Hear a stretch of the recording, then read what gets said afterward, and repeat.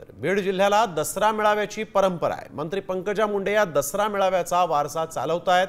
पाटोदा तालुक्यातील राष्ट्रसंत भगवान बाबांच्या जन्मभूमीतील सावरगाव घाटमध्ये हा दसरा मेळावा होणार आहे आणि या मेळाव्याची तयारी आता पूर्ण करण्यात आलेली आहे। दरम्यान दसरा मेळाव्याच्या निमित्ताने मंत्री पंकजा मुंडेंच्या समर्थकांनी पूरग्रस्तांच्या मदतीसाठी आवाहन केलेलं आहे।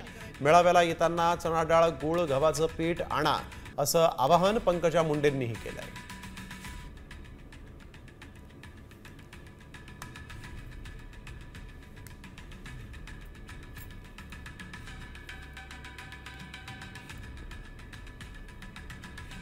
हा दसरा मेळावा जरी आपण म्हणत असलो तरी हा मेळावा नाही, ही कुठली सभा नाही, ही कुठलं सामाजिक किंवा राजकीय व्यासपीठ नाही, ही आहे परंपरा। आपण सर्वजण येत असताना आपण ज्या गाडीमध्ये ज्या वाहनामध्ये येतात आपल्याला जसं जमेल तसं पुरणपोळीला काय लागतं, चण्याची डाळ लागते, गव्हाचं पीठ लागतं आणि गूळ लागतो। जे काही आपल्याला जमेल ते यथासांग आपल्या बरोबर आणावं, भगवान बाबांच्या चरणी अर्पण करावं।